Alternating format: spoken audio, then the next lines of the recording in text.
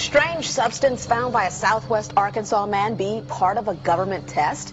Well, that's the question at the heart of a phenomenon called chemtrails, now getting widespread attention. Well, they say the government is dumping chemicals on us to control or manipulate the weather. And they say the unusual-looking jet trails in the sky are actually chemical-laden chemtrails. People say the government is up there in airplanes spraying all kinds of chemicals to change or manipulate the weather, leaving what you see there, and they call that a chemtrail. So what I look at there and I think are contrails, you're telling me are chemtrails? Yes, that a contrail would be dissipated by now. And it's interesting, Dale and Christina, this is of interest not just in this country, but European countries and frankly all over the world. A lot of folks interested in it. Well, Dave, you mentioned that climatologists and others who study the atmosphere believe that they'd be able to surely spot any kind of signs of an ominous plot. Our journey started in San Diego, California, where thousands of scientists, engineers, policymakers, and journalists gathered for the American Association for the Advancement of Science Conference. One of the topics was the artificial manipulation of the Earth's climate, also called geoengineering. During the meeting, scientists spoke about the plausibility of implementing geoengineering campaigns throughout the world under the guise of preventing global warming. One widely accepted theory was to block the sun by spraying something into the atmosphere. When they were asked about existing aerosol programs, they stated clearly that no such programs have ever been implemented. But strangely, these proposals sounded exactly like what people around the world are claiming is already happening. When I found out that the American Association for the Advancement of Science was going to be held down here and the main body of topics would be on geoengineering, I had to come. I had to be in on this. I had to hear what these top climate change scientists had to say.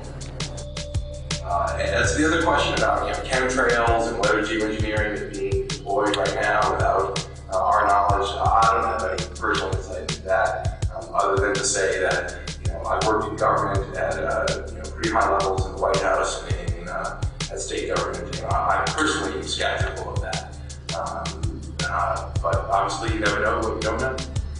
Chemtrails. On the internet, they are cited as proof of the government creating clouds to combat global warming. They claim the American government, with the secret approval of the national government, is covertly using jet aircraft to spray population centres with aluminium, with barium and with strontium so as to reduce people's immunity and reduce the global population. I'm always a little bit suspicious because the government doesn't seem that capable to do something on such a large scale. That is not rain, that is not snow. Believe it or not, military aircraft flying through the region is dropping chaff. Small bits of aluminum, sometimes it's made of plastic or even talicized paper products, but it's used as an anti-radar issue, and obviously they're up there practicing. Now, they won't confirm that, but I was in the Marine Corps for many years, and I'll tell you right now, that's what it is. And what happens here, military jets, some come out of Key West Air Force Base, and they move off into the atmosphere, and they drop mylar strips. Some could be a little wider, some are small glass fibers that are coated in aluminum. And what the Air Force does is they take their military jets and they dump these out of the aircraft, they fall into the atmosphere, and some take as much to a day to fall down. This is inevitably military or something going on. The government, the Air Force, you see this kind of a pattern like this, you can rest assured there's something going on. They're actually little bitty magnetic and little bitty strips of, whether it's aluminum. It's a nuisance to you and I to determine what's real and what's not, but it looks like it is a life-saving operation there from the military. The apparent motive behind this conspiracy theory is one world government. Order, I cannot hear. Mr. Speaker, I want to assure the House that both my ministry and my colleague, the Minister of Health, who have received correspondence on this issue, that this conspiracy theory does not have an iota of truth, and that the trails observed from aircraft simply come from jet engines. Question number 9. Order. And I think what an appalling example it is of the new Foreign Affairs spokesperson for the Labour Party that she's spreading conspiracy theories about the United States government. I think the House has heard sufficient. It is called geoengineering, fighting global warming by putting a chemical dust in the atmosphere and reflecting harmful radiation back into space. We take geoengineering to mean deliberate, large-scale intervention in the Earth system. There are a variety of schemes that have been discussed for geoengineering. A classic example is injecting reflecting particles into Earth orbit. Nevertheless, there might be some good reasons to think about alumina. It turns out, first of all, there's been a lot of work on the environmental consequences of alumina in the stratosphere. The big deal really is that alumina has 4 times the volumetric radiative forcing for small particles as does sulfur. And that means you have 4 times less surface area for the same radiative forcing. And this is a much bigger deal. You have roughly 16 times less the coagulation rate, and that's the thing that really drives removal. So you could get away, we think, with much smaller mass fluxes. So that's why we see things like in the used aircraft patent from '89, they talk about aluminum. And that's why we're seeing in the surface water samples aluminum. And here's David Keith saying that aluminum has 4 times the reflective volume surface area. So they'd like us to think that we're talking about sulfur, but here they slipped up and let it out that aluminum is 4 times better to achieving their ends, and it sounds like it's going to be one they don't want us to know the effects of. The little picture is from a nanofabrication study, which shows you can make very high quality, and do this in just a jet in a very simple way, make high quality alumina particles just by spraying aluminum vapor out, which oxidizes. So it's certainly in principle possible to do that. There's a big literature that's already looked at that. And you could do that by either building new versions of these aircraft or even re-engineering existing aircraft. So there's some ideas of that. So you go to an engineering firm and you want this done.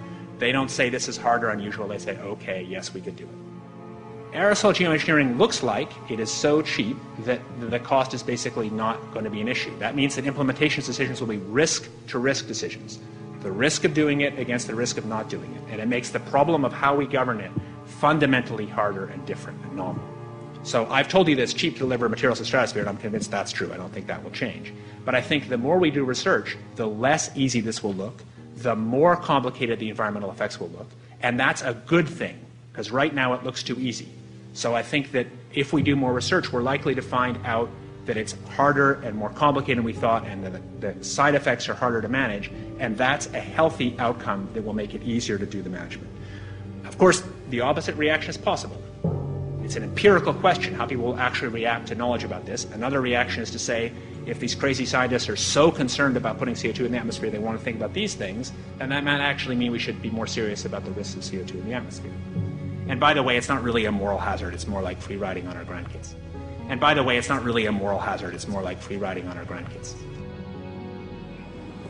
Numerous air quality studies, including from CARB, California Air Quality Resource Board, have named submicron-sized particulates as being particularly harmful for human respiration. Through all the discussions today, I have not heard any mention of this fallout, and has this been studied, and also the effects of a highly reactive metal like aluminum on toxifying soils and waters? The question is, what would be the effects of these materials on human health if they came down into the stratosphere, in particular small particles and aluminum? So the collaborators of mine working on the aerosol scheme are actually folks from Carnegie Mellon who've focused on human health impacts. And while we haven't published it, that was the very first thing we did, was do the order of magnitude calculation in level pencil and paper, but with an expert on human health impacts about whether there could be an issue. And for aluminum or other particles, there are a lot of toxicological things that need to get looked at seriously. But if you're just thinking about the sheer number of particles and the human health impact of small particles, the answer is, while we haven't published it, that was the first thing we looked at with some of the leading experts who do epidemiological research on human health impacts, and it's not even close to being an issue. To clarify, so 10 megatons of aluminum dumped into the atmosphere would have no human health impact? So let me be more careful here. We're to separate out the toxicological. So the alumina, we've only begun to research and published nothing. The alumina, we've only begun to research and published nothing.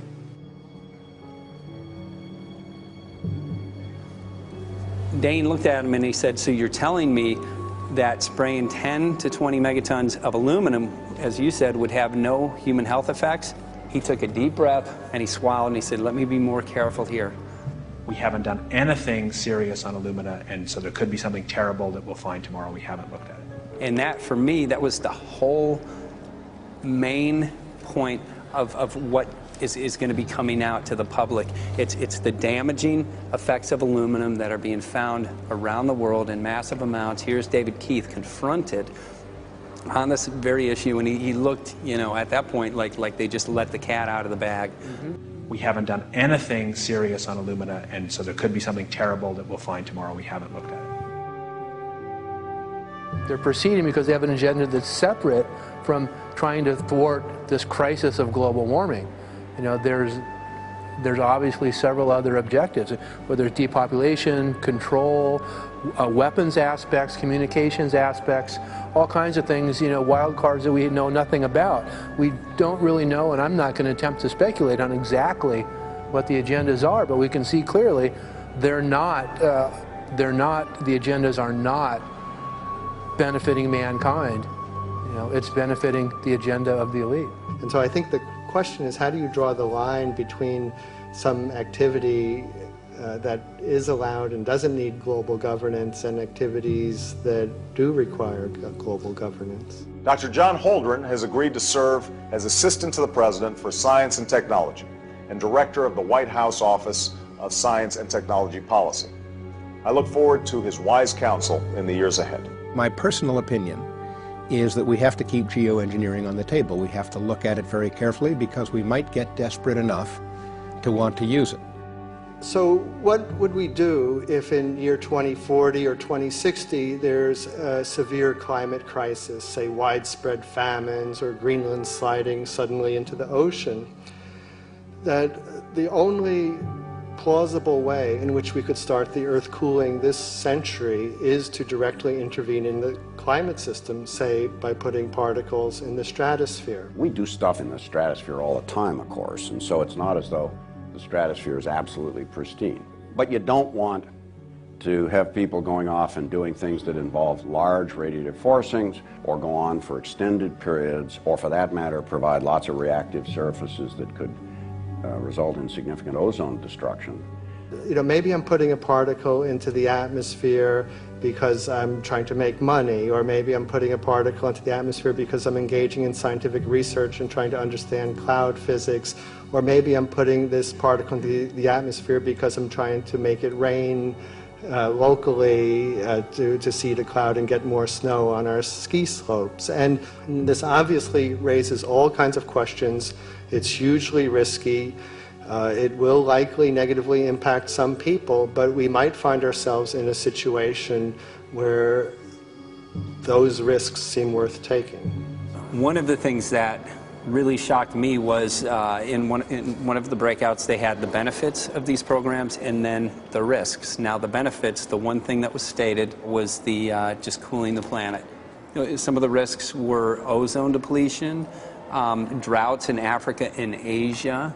I got to tell you, I came away from this experience after listening to these scientists for 4 days of symposiums, really concerned, because it's clear now that they are justifying, rationalizing, and looking to legitimize some really, really horrible impacts, further impacts on our environment. And they're basically formulating the sales strategy and the implementation and oversight strategy and the funding strategy. After San Diego, I was shocked by the programs that had been proposed. I decided to write about it. That night when I finished, I sent the article to an online publication with my email address attached. When I woke up the next morning, my inbox was flooded with responses from around the world. Why? Because I had just broken the story on aluminum in geoengineering models, which I had no clue at the time that very few people knew about. Now this metal, aluminum, is being found in massive quantities way above normal levels all over in rain, in soil, and in snow. After that, the calls started pouring in from people who were desperate for someone to investigate. That was the fuel that started the film. Before we started filming, we had the opportunity to sit down with one of our favorite authors and documentarians, G. Edward Griffin, to find out what he knew about the subject. I'd like to talk for a minute about an issue that's getting more and more attention. That's the issue which scientifically is called stratospheric aerosol geoengineering, also called the chemtrail issue. I'm very aware of the chemtrail versus contrail controversy. As far as I'm concerned, it's an open and shut case. I have been watching the development of jet travel from its very beginning. I used to live near the Los Angeles airport. Remember when the first jets came in and landed, man, they made a big noise. We never heard a noise like that before. And we used to go down and sit at the end of the runway and watch these jets come in and take off because it was a novel experience.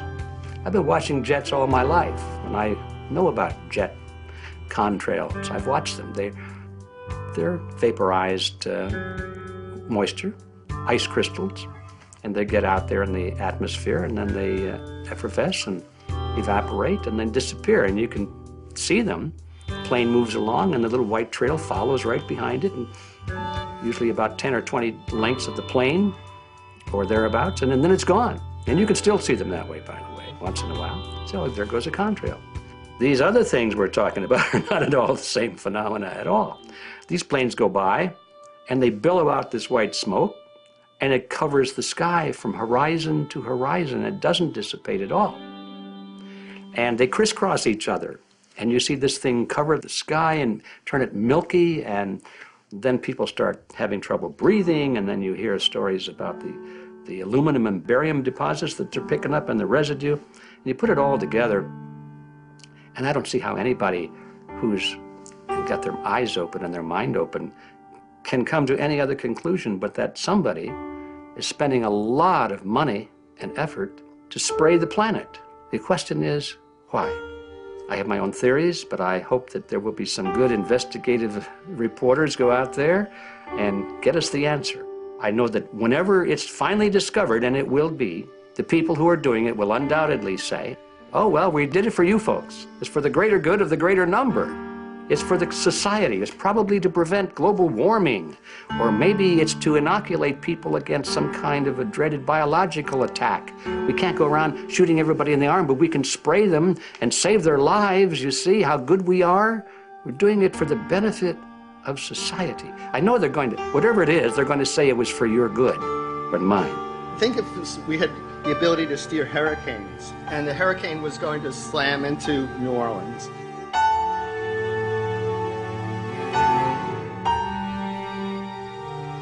And let's say you could steer it so it would hit Mississippi instead, where for 100, that means I would be willing to more or less kill 18 Mississippians to save 1,800 New Orleanians. And if you do that knowingly, are you murdering those 100 people? And there's all kinds of equity issues there.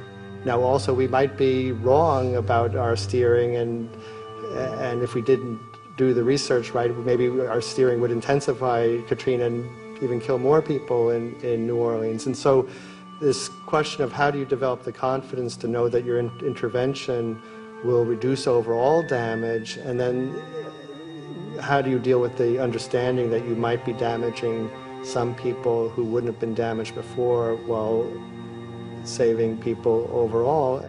The spraying appears to be mostly in NATO countries. I've seen it here in the United States, I've seen it in England, I've seen it in Scotland, I've seen it in Canada, and I've had reports from people who live in France. There's a grouping, there's a political grouping here of some sort. It's international in scope. It's not just an American phenomenon, it's international. And anybody that wants to investigate that, I think, has to take that fact into consideration. They're going to find a political grouping and a political motive here. But in my humble opinion, it's not in your good or mine at all. I don't know what it is, but we'll soon find out.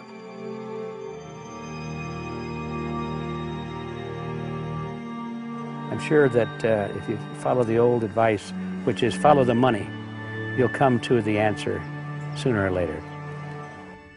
Soon we realized that we all shared the same need to get this information out there, to share with the public, to let people know what is being done. Ed felt so passionately about the issue, he offered to help us. Well, the main thing now, since it looks like the budget is going to be met, is get it done well. We don't come off the tree knowing any answers at all. Yeah, we're not scientists. We're just asking questions, exactly. And we've got to be very skeptical about the answers. That's it's totally accurate, totally honest. Why can't people see this? They're not hearing it. They don't know. The facts are not being presented to them. We're very lucky, you know that? Look at this opportunity that's being dumped on us. I know. Opportunity. It's, well, this is going to... Yes.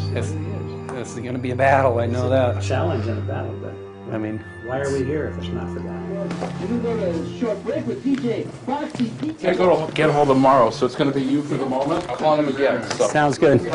I saw the sky crisscross with chemtrails, and I can't remember if it was in LA or if I was on the road, but I had looked up one day and I thought, look at that. That's not the flight path, man.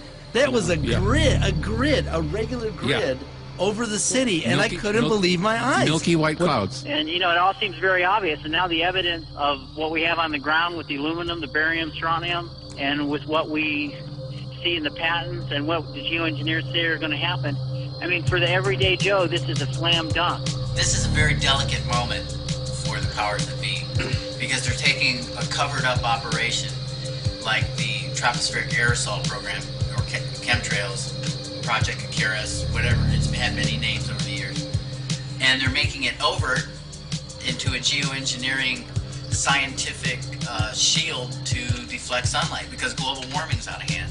So at this very moment, the belly of the beast is right above us with no armor. Whether people believe in chemtrails or not, the geoengineering should be scary enough. And when people learn about geoengineering, chemtrails will then become apparent because they're the same.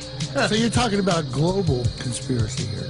Geoengineers propose doing this on a global level. Off to Redding, California. Guess this is the second step after the 8 AF meeting. We'll see what we find.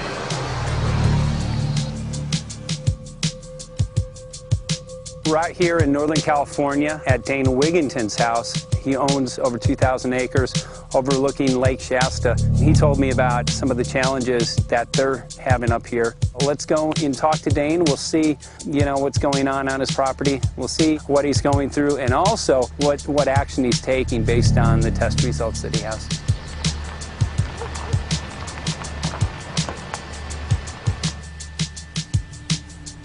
As you know, I have a background in the energy fields. I worked in the first solar plants in the continental U.S. in the early 80s. My home was on the cover of the world's largest renewable energy magazine, so this is my background. My goal has been to alert the public there is a mountain of toxic material falling on us, period. Before about 5 years ago, our skies were typically blue, and now you see it's covered with lines and haze, and virtually nothing you see on the horizon, nothing you see in the sky above us is a natural cloud. I mean, it is virtually all the remnants of these aircraft lines that you see fanning out, spreading into clouds, artificial clouds, but the sky is a very dirty look to it. There's not the white cloud blue sky that we had only a few years ago, but it looks like there's some sort of massive industrial activity or forest fires burning over there, and we see that typically every night. You see even down to ground level, the clarity drops off significantly, and we don't see that except for the days when we have these long, lingering trails that spread and cover the whole sky, and on certain days you can see these trails actually dropping vertically like a veil.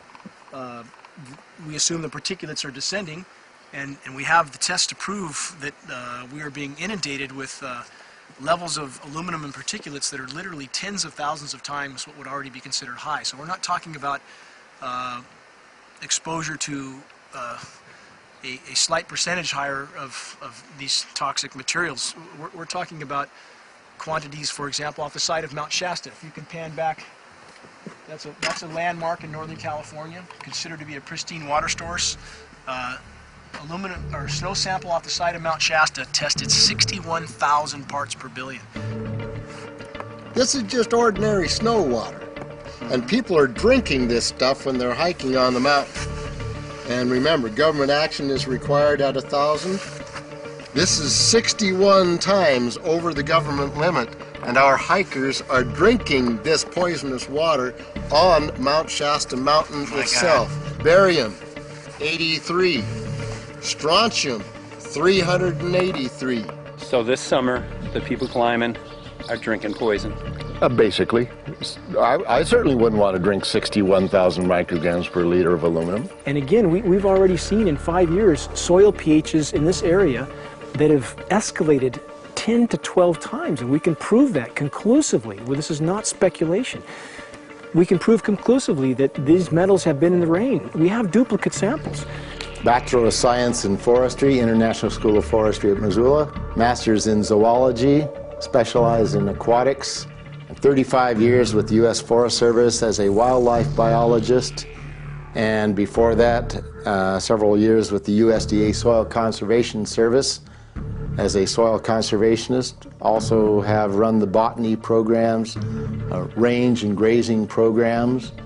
And I continue that today. Right now I do a lot of master gardener consultation work. When I started this garden back in about 2005 or so, the pH here was 5.5, 5.6.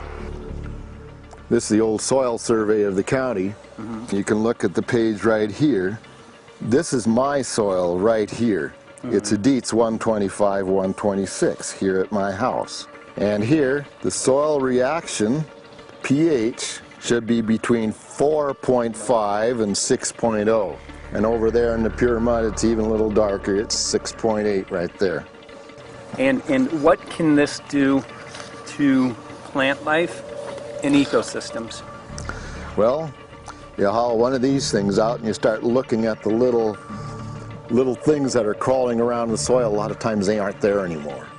The little soil arthropods that you can barely see on a microscope, you can actually see movement with this.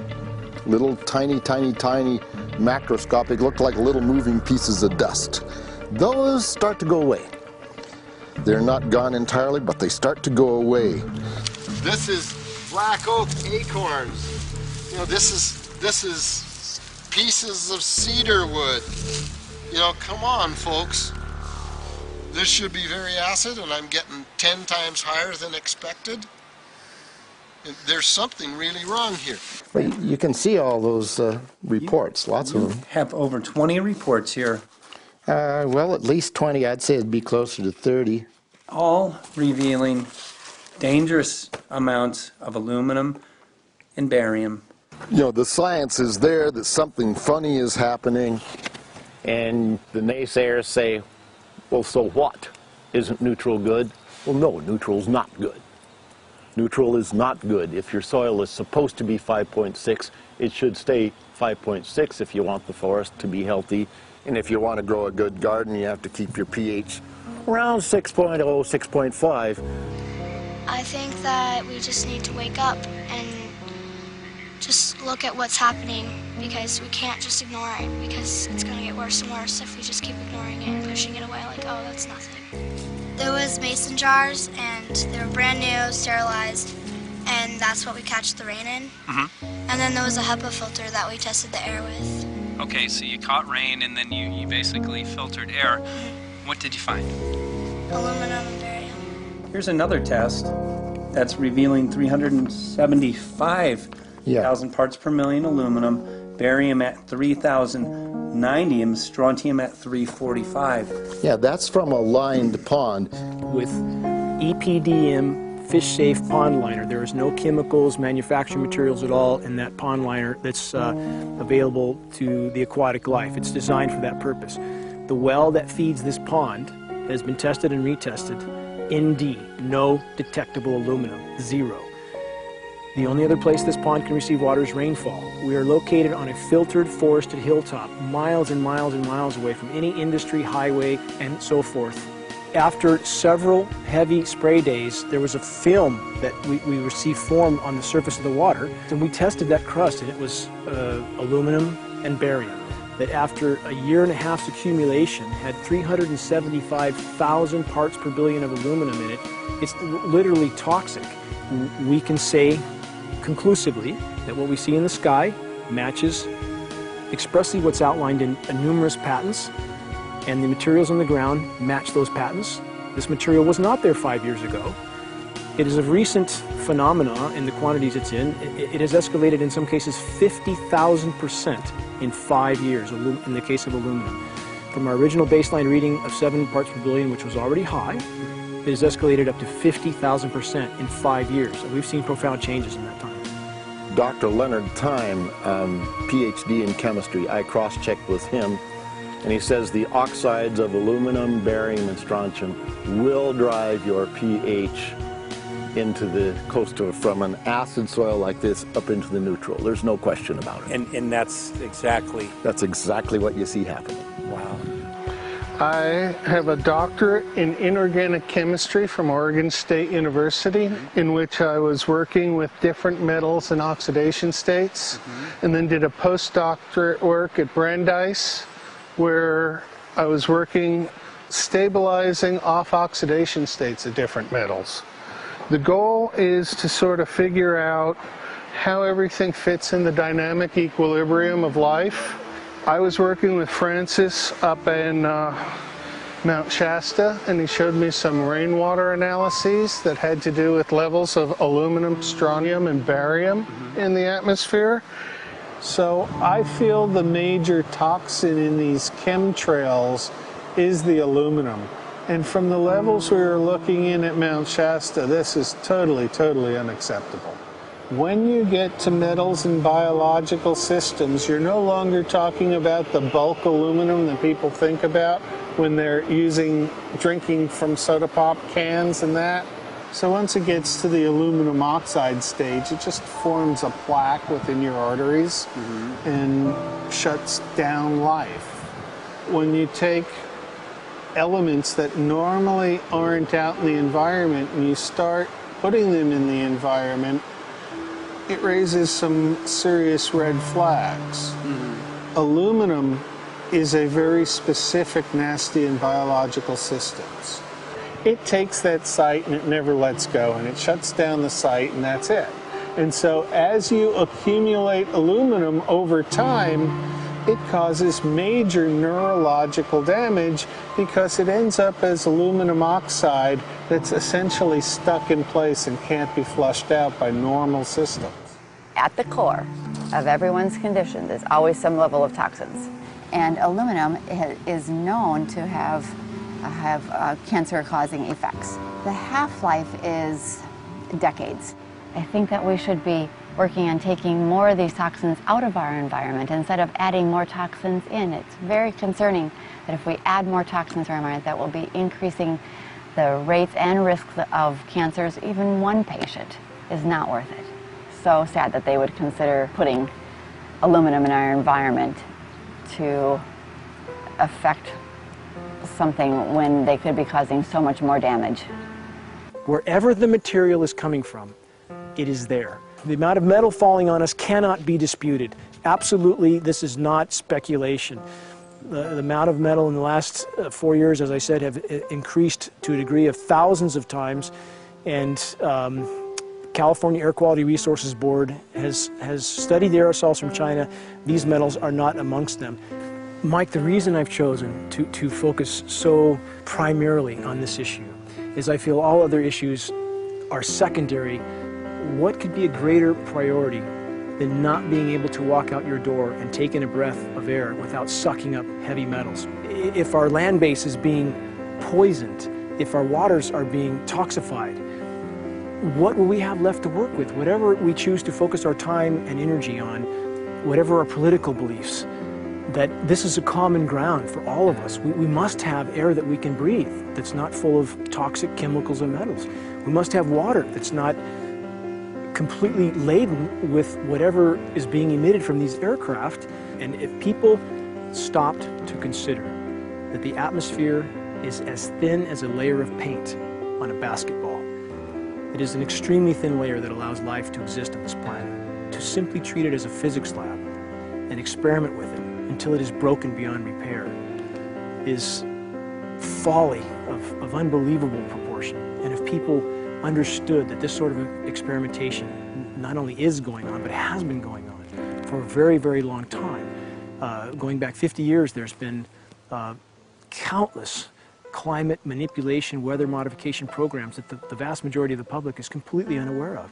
And if they think that this is not true, that certainly that somehow they would have known if it was occurring, I would ask them to look at things like Agent Orange and the things that governments do because they can, because there's no one to stop them, because they have these huge military machines that want to control everything. And in fact, the government's own document, perhaps you may have seen, it's available to any online, is called Owning the Weather, an expressed goal of our government, and not just our government. He told the Associated Press that the American government has created weather tampering techniques so that the New World Order will be able to starve millions of Americans and to control the rest. There is weather control techniques. Number one, the entire patents on the equipment. Number two, Senator Claiborne Pell's complete statement and story of his own that not only does it exist, but that we even utilize it as far back as the Vietnam War. Well, Murph, we're going to do what we can. Let's see what we can do.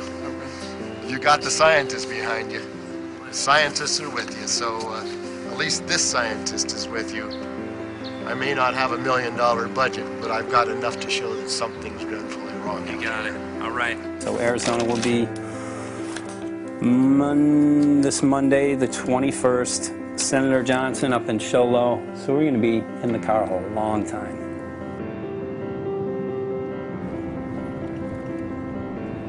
Well, it is such a pleasure.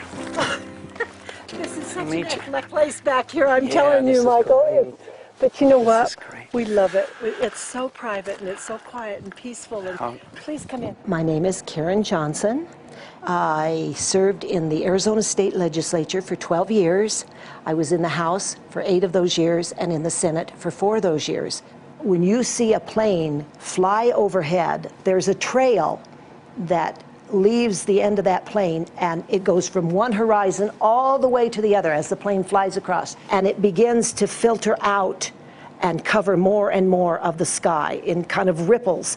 It widens out and fills the whole sky. I mean, how could anybody think that that was the case? And then to live and to be underneath that and know that whatever is in that is falling down upon you and upon your animals and upon the earth. And I mean, it's frightening to me. And if people don't start really waking up and facing the fact that we've got people that are doing terrible things to us, and we had better wake up and fight back now. I mean, I'm the mom of 11 kids. I've got 35 grandkids. I mean, I've got a stake in this. I care about what is going to be left for my children. I care about it, and I'm extremely worried about what is going to be left to them.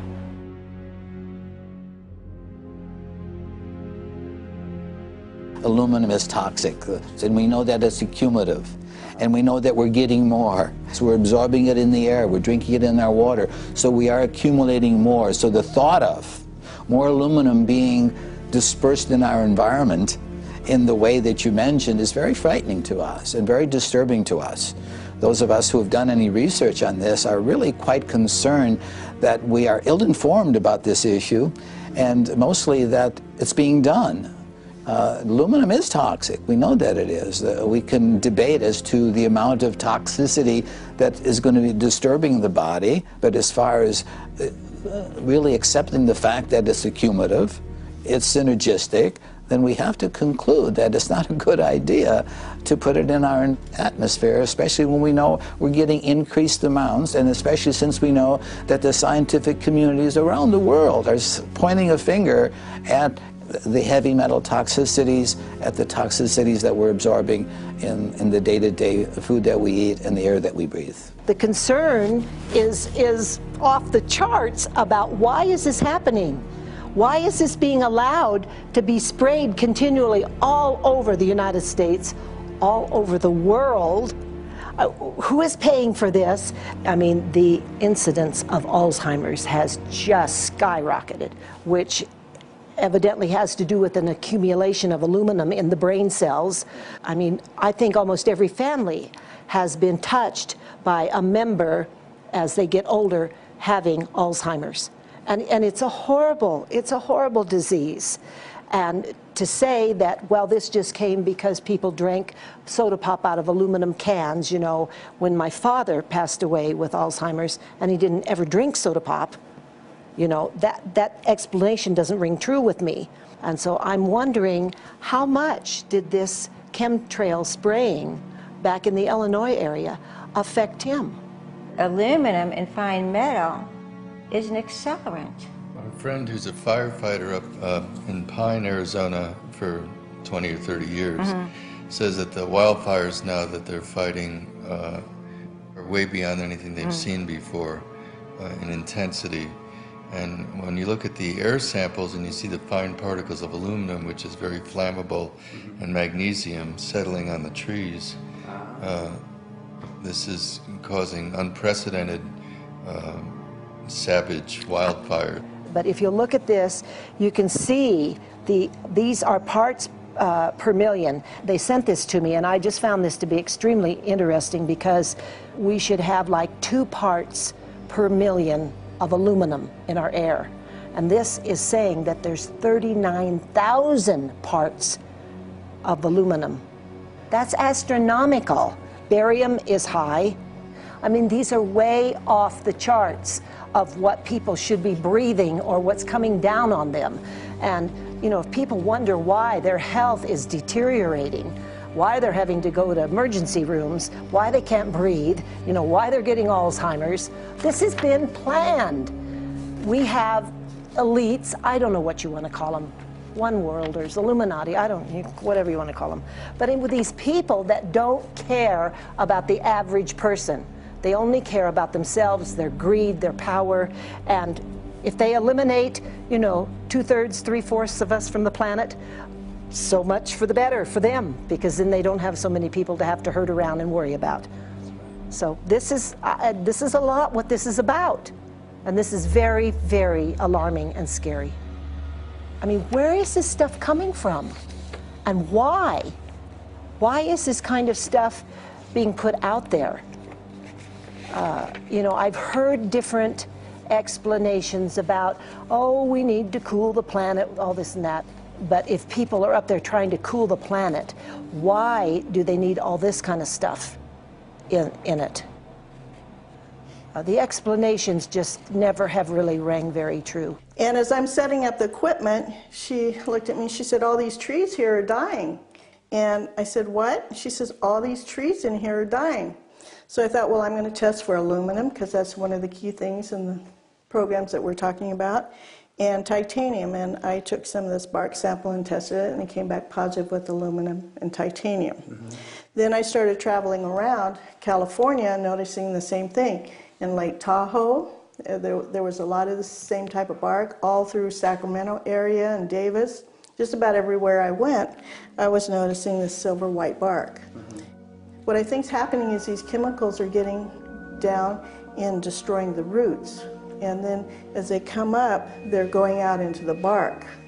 Those 2 right there are the ones that are just, it just hurts so bad to see these 2, because look how old and big they are. We probably lost 40 trees right here on our 10 acres. Every week, every other weekend, we'd see another tree that was beginning to die. And I mean, it's just so sad, we just cry. And to think that that might have something to do with it, along with their other explanations, would really, really frost me. Every time you lose a tree, you know, it's not good, it's just sad. And there's another one over here in this little group of trees here. Don't you feel better when you stand up and fight than if you crawl down in a little hole and go to sleep? You know, I mean, my gosh, people, your families are out there, children are out there, your grandchildren. I mean, you've got to do something to help.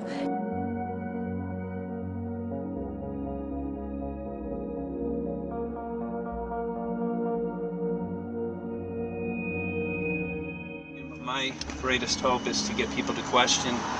And hey, if they don't wake up while we're there, I'm hoping to plant some seeds. We're going to the most beautiful place on the planet, Hawaii, to see what's going on, collect some data.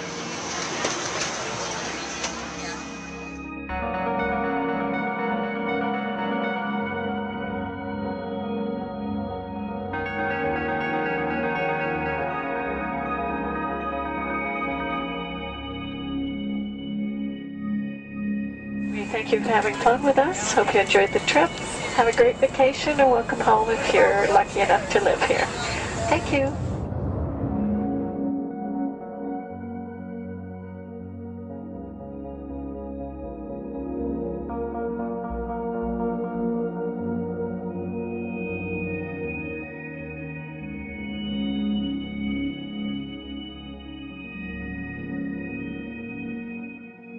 The whole valley's off the grid, so it's either solar, wind, or generators. Look at this, man. Yeah, the mind can't even conceive of a dream of this. Right. Yeah, right. Even coming here, and one would never think, you know, in paradise that it's getting destroyed. And they're doing it island style. They do it off the island, right? They do it off the island, so they don't, you know, you don't see the chemtrail airplane. The theory is that they're Drop it spraying in the ocean, yeah. offshore, and it's coming in on the... And it's coming in. Now these are coming from the west. They're also spraying on both sides today. A lot of this stuff is actually chemtrails coming this direction. There's material that's blocking. We should be able to see to the horizon, you know, where the Earth curves, because we're high enough and we have the ocean, right? So we should be able to see. We should be able to see the Big Island. It's only 30 miles away. And you can see it's not a blue sky behind it. That's the key. It's all, you know, has that kind of weird looking blue, like silver blue, I call it. And this is a nice day. You know, there's no more blue sky. The night we're going to look at the stars at night. And it's like, you'll see, you can count them. There's so few stars at night now. There should be hundreds of thousands of stars, and I can count the stars. There's like one here and one planet here. It's like, you might see, some nights you'll see 100, some nights you'll see 10. This is what concerns me, this kind of stuff right here. It's just soft. Okay. This just comes right off, this bark. That's not natural. For I've seen hundreds of thousands of coconuts, and I've never seen it falling apart like that. Look at this, you guys. I've never seen anything like this. I used to trim trees all the time in the Big Island. I've never seen anything like that. That's why I'm concerned. Not an easy task that you have here on the island. I could see the skepticism because it is so far beyond anybody's reality. It's amazing. It's just amazing to try to look through somebody else's eyes. Like my eyes, I can see this, so it's like night and day. And other people, it's just the illusion is just so deep. What do you think would happen if everybody awakened to what was going on and what the plans were of geoengineers? I think they'd have a revolution in Hawaii. If people really understood what was going on. What's your concern for, I know that you love the land here. What's your concern about the chemtrails? Well, that we won't be able to live here and grow our own food. And that our health is going to be compromised. Do you think it already has been? Yes. And the thing is that they're doing it every day here, every day. So it's hammering, micro doses every day. And then, of course, it's getting in the environment, and of course, it's weakening the plants. And it takes a couple years for this to actually weaken the plant. So we're asking for GMO taro. We're asking for GMO papaya because we can't grow our natural seeds. We can't be sustainable. We can't truly, you know, be here as God created us to be. So my friend convinced me to do a hair analysis on my daughter. So we went ahead and cut close to her scalp and got some really recently grown hair and sent it in. I was just sure that my daughter's hair was going to be so clean with the lifestyle that we live. And lo and behold, it came back and her levels were really high in aluminum. This is the chart here. This is the reference range, and this is where my daughter is. 23.1. Aluminum. The skies are covered with a white mist, and I look up at night anymore and I don't see the deep, dense stars that I used to, and I can't help but think this obviously has something to do with my daughter's health. I don't know where else these heavy metals are coming from. Yeah, I mean, look how old she is. Yeah. She's been isolated here. Here, and she's... Here. Anybody looking at the situation would be like, this is paradise. This child should be like superhuman. Organic farm. And here you are getting all this heavy metal stuff. She has highest level aluminum on the chart. Never had a vaccine either. Folks, these people are playing God. They are playing God. They're manipulating the weather, and they're spraying stuff into the sky. They are trying to geoengineer everything, including your plants and trees and your ocean. Well, tonight, we're just hoping that instead of not looking at it, you start looking into it, because I really believe from the bottom of my heart that we are in a real crisis. I really do. They are proposing dumping 10 to 20 million tons of aluminum into the upper atmosphere. What does aluminum do? It changes the pH of soils, which is toxic to plant life. Also, it's very toxic to human health. Are they doing it? Well, let me tell you about my experience and what we found. We have much evidence that not only suggests, but I believe prove that they are happening. Jeff, what's going on? And as I promised, we're joined right now by a very special guest, Michael J. Murphy, currently on location in Hawaii. He's working on a documentary film called What in the World Are They Spraying? Michael, welcome to the program. Great to speak with you today.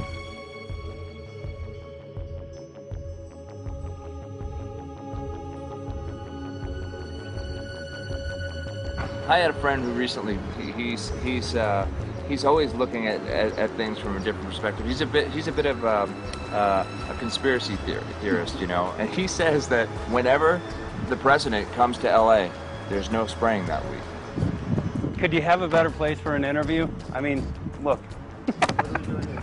Well, this is being done over our farms and over our things. So basically, they want to eliminate our ability to eat organic food, have clean water. So in some ways, it sounds to me like, and you know, again, it's just a projection, but it sounds to me like this is control. How do we control the masses? Yeah. How can aluminum be good for you in any? And what was the second chemical you mentioned? It's barium. Barium aluminum. Obviously, those are toxic to everything.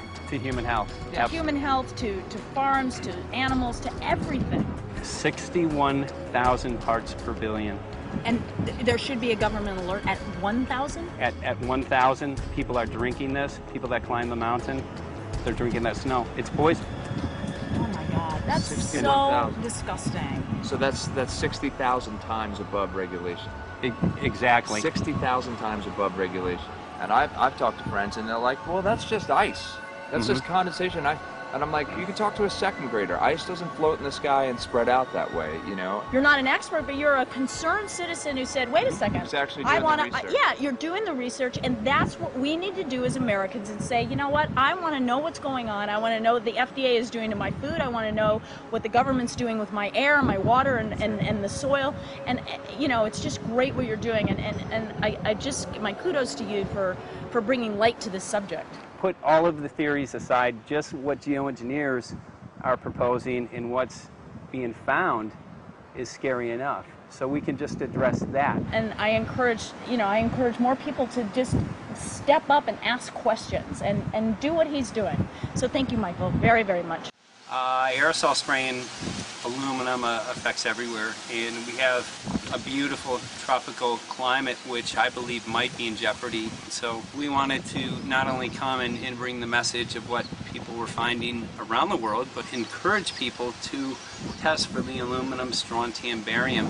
Essentially, I think it was an effective trip. I saw a lot of people here in Hawaii, in Maui, awake and not only curious, but willing to look into this deeper, and that's my only hope.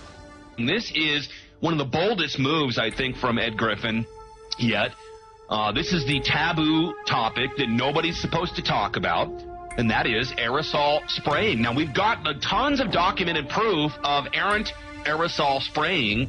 It just blows my mind that the whole essence of humanity has always been to look up into the sky and ask why. Though there are no limitations, there is endless space, an endless universe. Now, in the 21st century, we're not allowed to do that. Anyone who looks up and sees the giant grids and the X's in the sky that weren't part of our existence until just a decade or two ago is somehow called a kook. And the people that are the best and biggest proponents for the revolution and for liberty, they don't want you to talk about it because you could discredit them.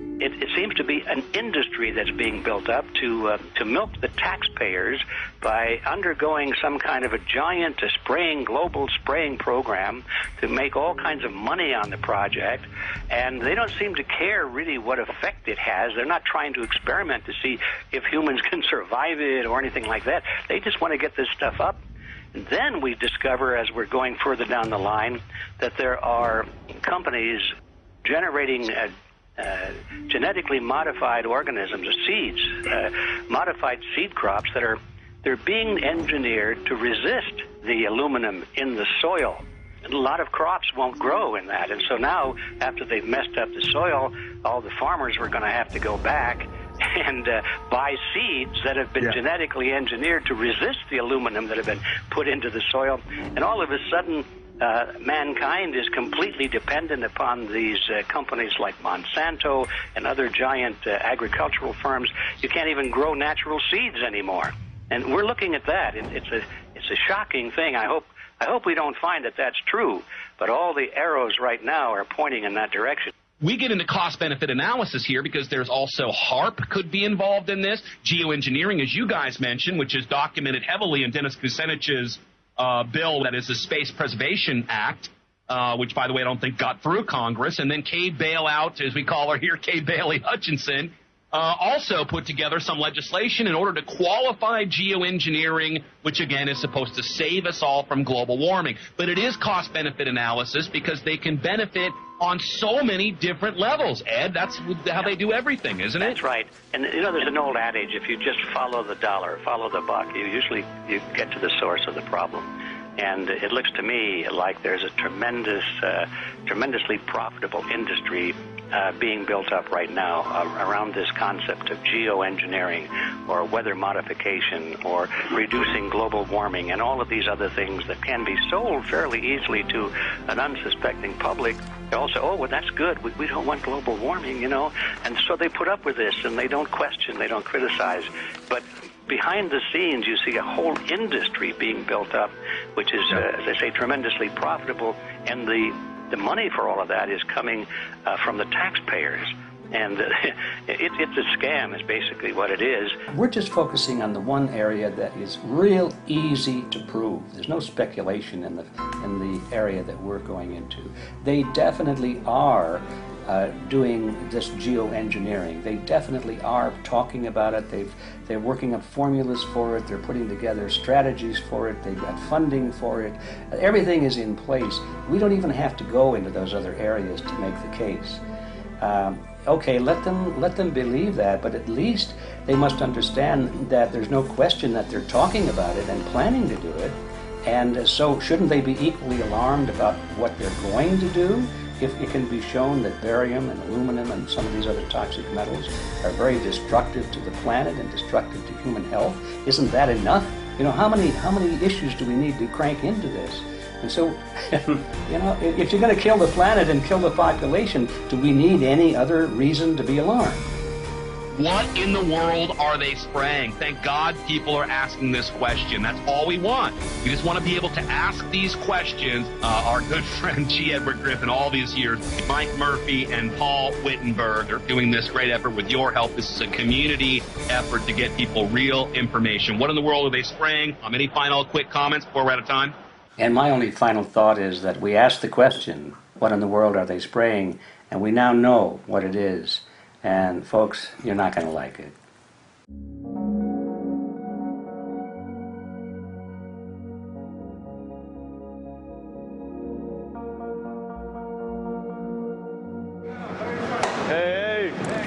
I'm Peter Vreke. I'm from Belgium. I'm 54 years old. I can't believe it myself. I'm a very happy and grateful person. We are doing the job the police or the Justice Department or the Environmental Department should have been doing. And it's really essential that it's going to be a grassroots revolution. I think so. God is on our side because we are not fighting against, but for. Yes, we're fighting for. I was in the council for about 25 years and also a period as the mayor. So from that moment on, 10 years ago, everything started to change. I start to get a picture of what is really going on. And it became crystal clear to me that we, humankind, have been manipulated and dominated and exploited for centuries.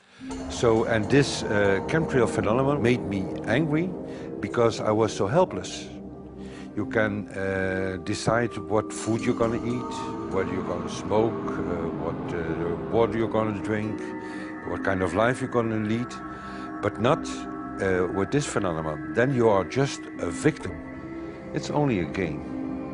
And there have to be good guys, and there have to be bad guys. And luckily, we are in the position to be able to play the role of the good guy who has the chance and the opportunity to overcome. 3 days that we shared with them, my heart just dropped because it was such a beautiful way to live and such a peaceful way to live. I left thinking, what's this going to be like in 10 years? Is everything going to be killed off on the property? And if it is, how are they going to get their food source? Are they going to have to take a class, you know, and get certified by company XYZ? And what are the requirements for that? And that really is the end of freedom. I'm concerned about that. I definitely, I really am. Yeah. I learned to say everything is now as it has to be now. And everything is going to be okay. It's going to be all right. It's going to be okay. Yeah. Yes. I have this deep feeling that in the end we will prevail because we have the right on our side. The cosmos is helping us. And I have this strong feeling that we are being supported by entities and by forces we can't even imagine.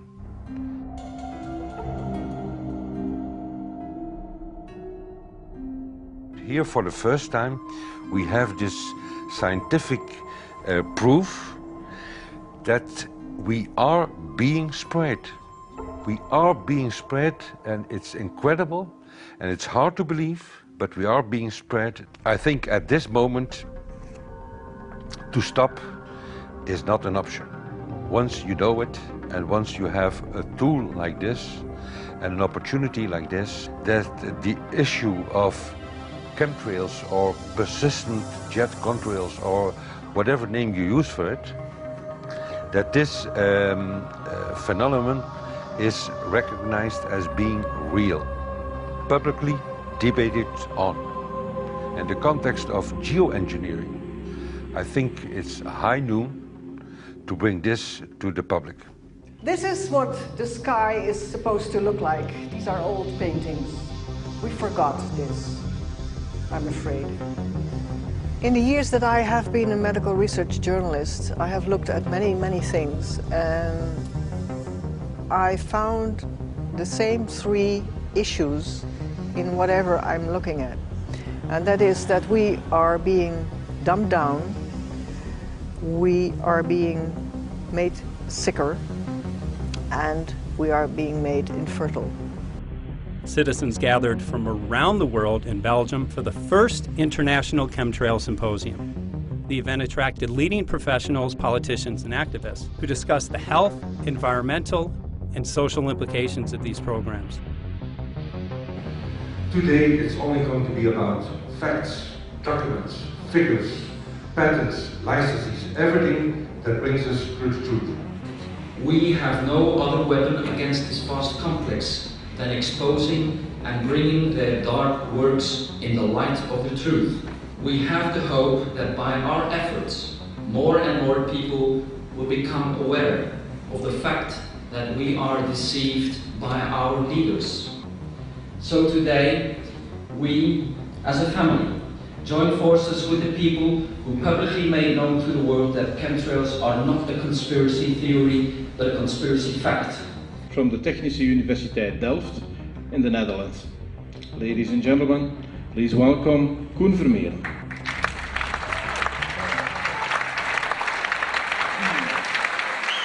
Well, I'm Koen Vermeeren. I'm a university professor of Delft University of Technology. Usually people are with their heads to the ground in their own two-dimensional space and they don't look up. But if you do, you see more and more spaces like this. And it worried me too. I have no explanations to our students about these phenomena. And then I studied it myself and I found out that I couldn't give them the answers they wanted, because I think that the phenomenon is not natural. It's not natural what is happening, and the explanations that are given to us are not enough for me. If you look at them from a scientific point of view, the first thing a scientist does is trying to explain something. Because I'm smart and my students are not as smart yet, so I have to give them answers to questions. But if you ask most scientists honestly, they cannot answer all your questions. If people are using climate control over our heads, I want to know about it. I want to know the consequences, I want to know the health impact, I want to know everything. I need, as a teacher in my university, to give answers to my students. And they have good questions. And I don't have the answers, and I want to know. Excellent. And we should discuss this. Ladies and gentlemen, for here you in the auditorium and for all over the world, Michael Murphy.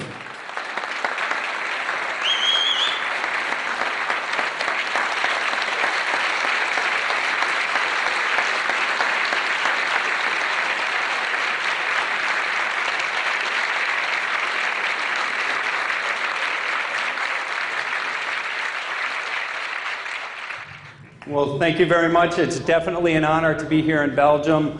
The people who are in power control everything. They control the markets, they control us, now they're even controlling the weather.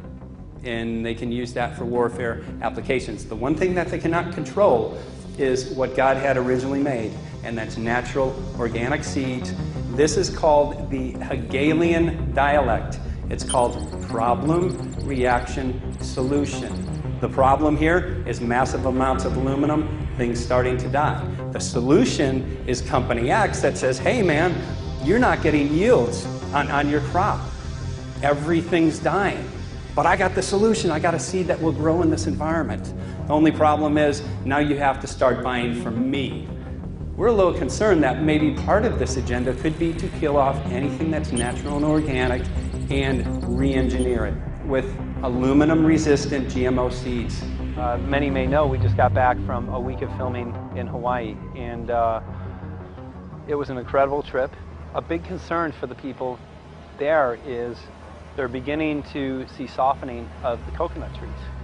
But their concern is that these programs may again be part of a broader agenda to destroy anything that's natural and organic, so that the corporate redesigned GMO foods might be the only source of food for people. I didn't anticipate so many people, young and old, who are interested in this phenomenon and are concerned about it.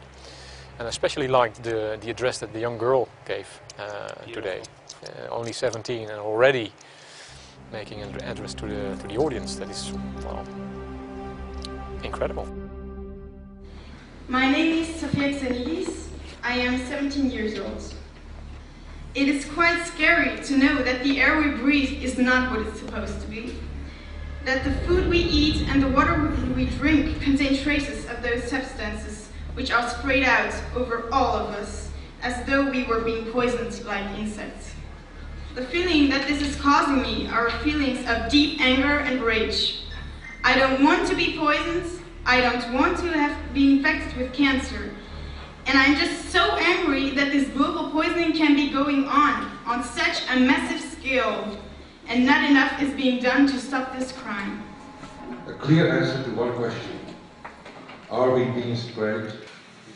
Have we been sprayed? And is it their intention to spray again and again? What are we going to do about it? How are we going to deal with it? How are we going to stop it? I know the answer. There is only one person who can stop it. And you know him. You are. You are the person, the one you have been waiting for. We are magnificent, beautiful, godlike, divine human beings.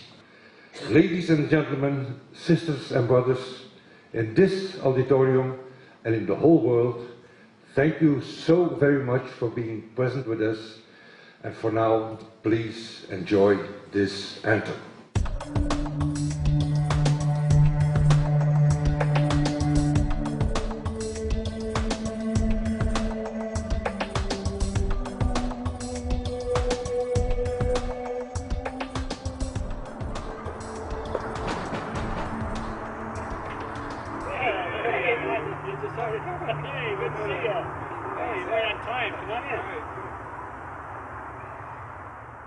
So, anyway, I'm glad that the weather's been good for you fellas so far.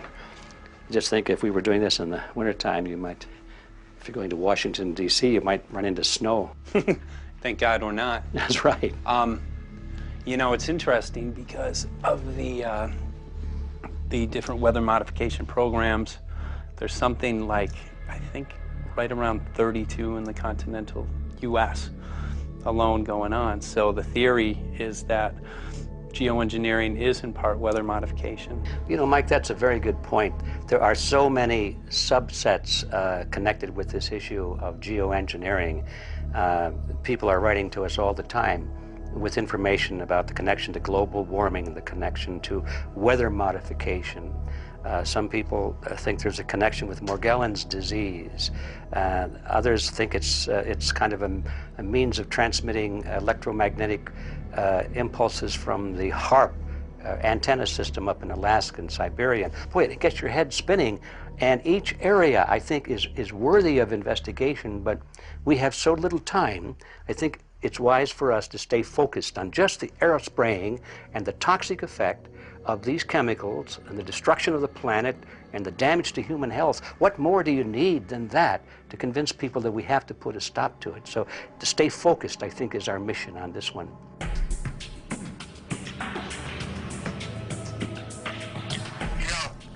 Jeremy, we had an idea. We know that you know the political system real well. Our idea was this. We have a ton of data and information that we've collected throughout our travels, and you know, we really think a good way to end the film would be addressing this to elected officials, some of the senators. So we were wondering this, if you might be able to come and kind of help us out and perhaps show us the way in how to get this done politically. But it sounds like a really good idea, and I'm also going to get to, in terms of researching who it is that we should really focus on talking to about this. At the very least, if we could make it impossible for them to claim that they don't know at this point, we can strip away their plausible deniability that they haven't heard of the data that points to geoengineering stratospheric aerosol operation already going on. At the very least, it should be very interesting to go to District of Criminality and put some people on alert. Yeah, you have a lot of enemies in Washington. That's where all the power comes together and the money, you know. So there are people there, I'm sure, that just don't want us to do this job. But I'm glad you're going, and you'll find out.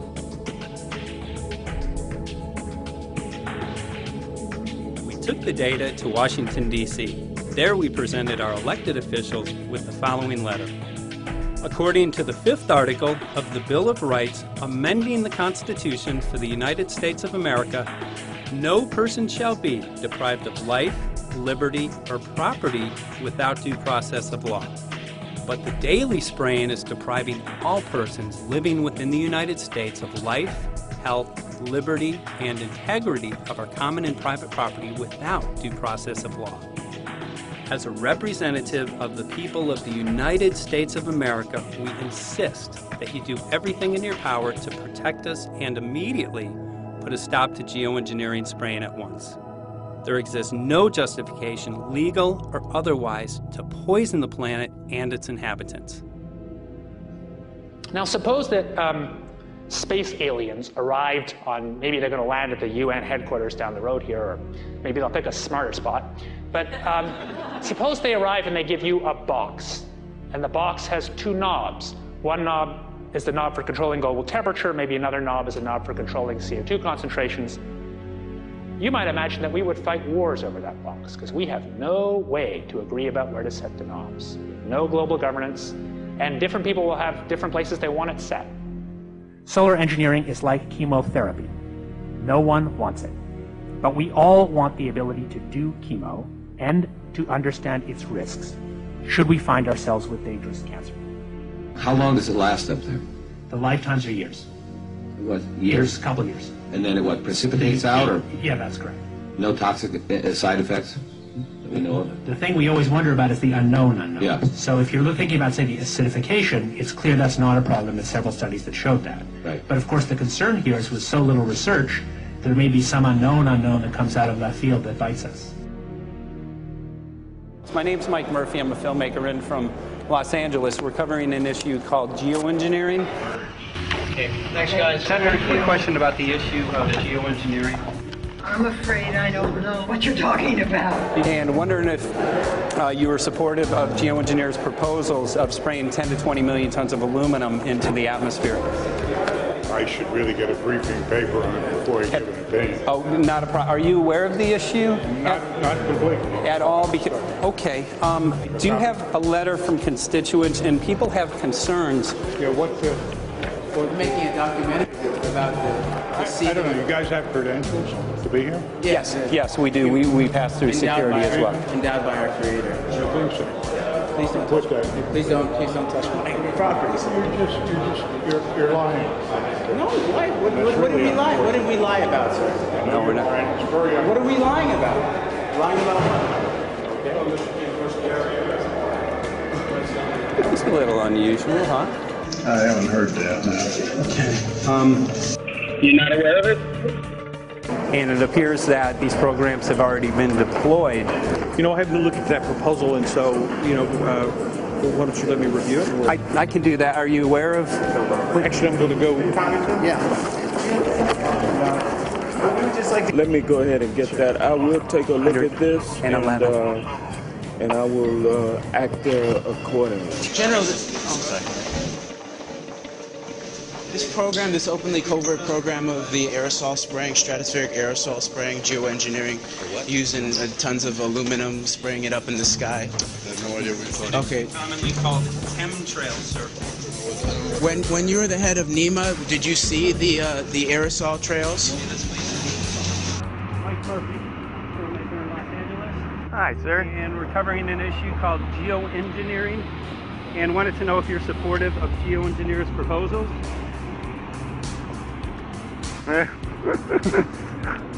Congressman? Hey, Congressman. I'm wondering if you're supportive of geoengineers' proposals, which is dumping 10 to 20 million tons of aluminum into the atmosphere. Pardon? Okay. Can you make an appointment for my office? I'm not supportive. I haven't looked at it close, so I don't. Have you heard of the issue? Because it's becoming mainstream in public, and there are actually congressional committees which are being formed to talk about these programs. Mm-hmm. Yeah. Well, I think when we drop anything into the atmosphere, we should know prior to the effect of that, right? Yes. And if we don't have the knowledge as to what the effect will be, we shouldn't do it. I think there are 4 different options for thinking about deployment of geoengineering. The first one would be we just ban it. I would argue that one does not want to get too firm a restriction in place on small-scale studies early on because it'll tie the science hands. I think what the science community ought to be trying to do is say, you do small-scale stuff inside this space, and it's a scientific question what that space ought to be. There shouldn't be a lot of oversight and restriction. Congressman? Excuse me. Hi, I'm Mike Murphy from Los Angeles, covering an issue called geoengineering. These guys are running from the geoengineering issue. I wonder why. I'd have to talk to my staff. I don't know what your details on that are. Have anyone made you aware of the issue, or? Sir? Congressman, your committee talked about geoengineering last November. Are you in support of those proposals? I'd love to give you a paper. Geoengineering? You know nothing about the geoengineering issue? this. Never heard of it. They call it geoengineering, but yeah, I never heard of it. It's nothing I've ever heard anything about. I mean, when we looked up in the air today outside D.C., we saw this stuff going on. Quickly, have you heard of geoengineering? No. The proposal is to shoot 10 million tons of metals into the air. This committee, Science and Technology, covered it for the first time. No. No, I've never heard of it. So we were very concerned. Hi, how you doing? I'm fine. How are you? So what? We spoke with Congresswoman Watson's office, and her press secretary, Ms. White, was familiar with Representative Kucinich's Space Preservation Act, which mentioned chemtrails and the weaponization of the atmosphere in space, and then it was pressured to be taken off the bill. Did you see the aerosol spraying going on today over the Capitol? Congressman? Geoengineering carries with it a tremendous range of uncertainties, ethical and political concerns, and the potential for catastrophic environmental side effects. He's not one to do interviews very often, so not unless we usually really pressure him into it. Okay. So don't, all that is, don't hold your breath. As chairman of the Committee of Jurisdiction, I feel a responsibility to begin a public dialogue and develop a record on geoengineering. We want to know if you're supportive of their measures by spraying 10 to 20 million tons of aluminum into the atmosphere? No, I think we need to have more research. Okay. And about the issue of current deployment, there's literally a mountain of evidence that many people believe proves the deployment of these programs. Any knowledge of that? No, there's certainly not a mountain of evidence, but I do support research into geoengineering, and I also support looking into the international governance of that. Okay. I hope anybody that has studied it knows, at least I think, that it's a radical proposal, and I hope we don't have to use it, but there may come that point in time where we do. Now, if we could provide you with the evidence that suggests that these programs are and have been ongoing, would you be willing to address this publicly? We've had about 3 or 4 hearings on it. We have addressed it publicly. Well, not about the proposals, but about the current deployment of these programs. Citizens. I don't support the current deployment. I think we need to have more research, and they have consequences that go beyond one nation, and so I think that there needs to be governance to that. Governance is not simply an issue of deployment, but governance before deployment in terms particularly of large-scale scientific fieldwork. I concede that on this subject and in general, it's not popular to talk about global rules. And when these people started talking about the need for UN Security Council oversight, a supranational environmental security enforcement with a strong mandate by the UN, it really is clear that they're looking for a global power behind the manipulation of the environment. But I do think it needs to be sort of an international kind of treaty that does tie and bind all nations into a common fate. It is a common fate. And unfortunately, it's not just big governments that could do this. It is small governments. It is billionaires probably could figure out, I'm going to save the world all by myself, and I won't bother to mention it. How do we decide when there's a planetary emergency? Whose hand is on the thermostat? How do we decide when to start it? There's no way to do that right now. And what if we do start doing it, and then by some problem with the technology or with the will, that we can no longer do it? In a year or two, the aerosols will come out of the atmosphere and temperatures will shoot up at a rate much faster than it's going up now. And it's that rate of change that's hard for us to adapt to. So once we start it, we'll be sort of locked into doing it for a long, long time. And so that, and with basically no end in sight. Boeing would pursue this to make a profit, right? I mean, the financial motivation to do this. Let's see. So let me not speak for Boeing. Is that allowed? Okay. Yeah, well, it is what it is. No, but someday, if the U.S. is going to decide to do this stuff, they're going to look to a company who can do it, and you want to be positioned.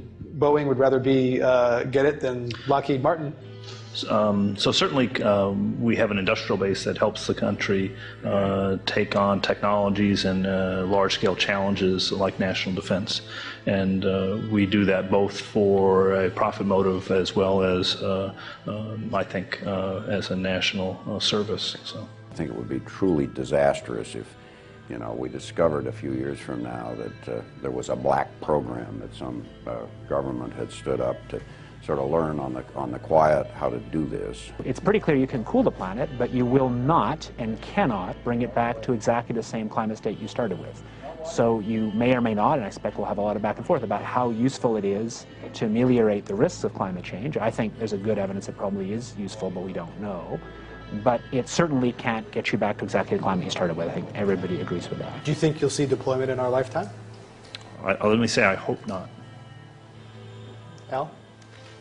I would agree. I hope not. I hope Very not. agreed. Okay. I see this as something like an evacuation plan.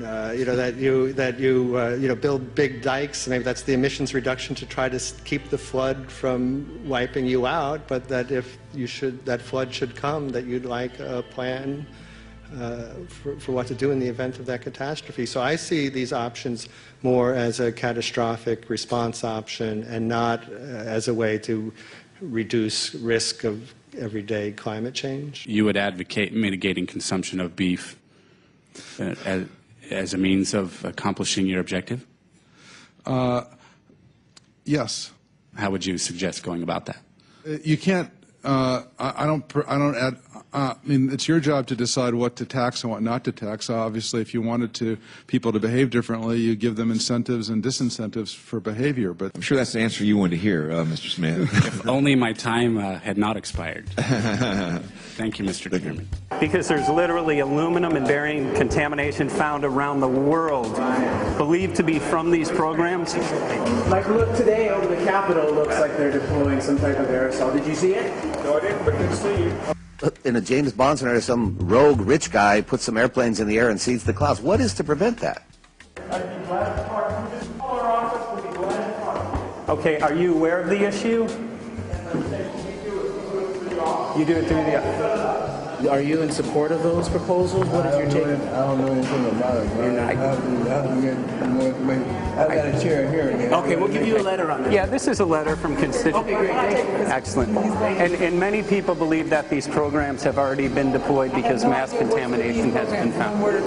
Geoengineering programs, stratospheric. Got it. Yeah. You just brought it up. Okay. Spraying from airplanes. Okay. So what is happening, people from around the world are finding contamination. Let me take care of this and I'll talk to you when I come back. I'll be back. He's here. Thank you very much. We see that even though we might make the average temperature of the planet about right, the rainfall patterns change some from today. And some places become warmer and some places become cooler. So there are going to be winners and losers in this geoengineering activity if we were to do it. But nevertheless, as David has said, there are reasons why we might consider doing it. Many people are deeply concerned about it because of the toxicity of aluminum, and it has been addressed to Congress in various committees. Would you take a look at a letter from some of your constituents addressing the concerns? Excuse me if I go. Okay.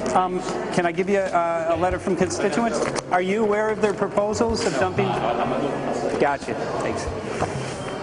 Well, I'm not familiar with it, so I don't know what they're doing. Okay. Well, geoengineers are proposing just that, dumping aluminum and barium into the atmosphere. Why would they do that? Aluminum's a precious metal we can use. Well, the stated goal is to actually cool the planet. However, there's a... Sounds strange. Right, exactly. So they're proposing dumping these metals into the air to block the sun, essentially.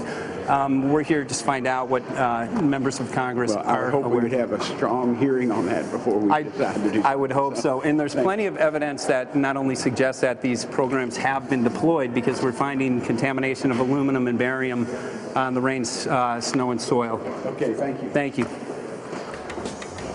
LA County has seen a 200% increase of Alzheimer's over the last decade. Tons of ground and water samples showing high levels of aluminum all around our state. Why don't you give me all the information you have? I have some very good people I will assign it to.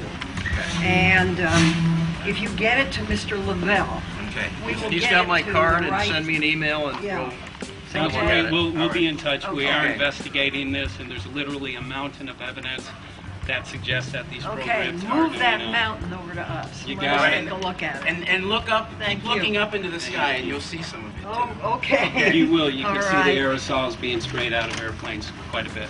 Okay. So thank you. Yeah, the future of humanity is definitely dependent on it. So we're counting on people like yourself to take some proactive steps. So thank you very much, guys. You're very welcome. Appreciate Thank it. you. Thank you. Right.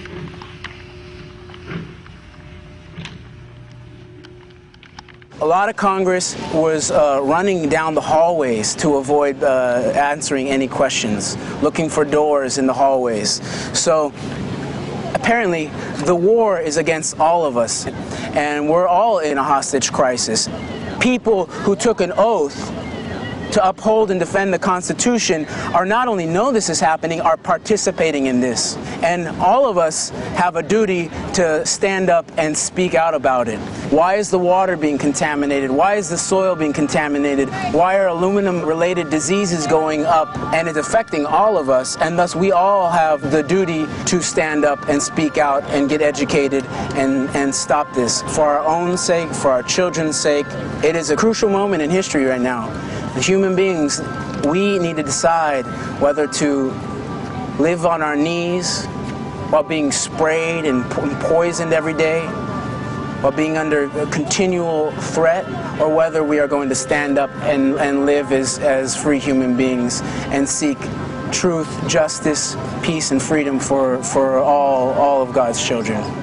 So as you can see, we're ending our film here in Washington, D.C. We've made many public officials aware of this. Most of them either denied any knowledge of this, or they simply were unwilling to address the situation with us. So as you can see right behind the White House, we do have aerosols behind us. The spraying has continued.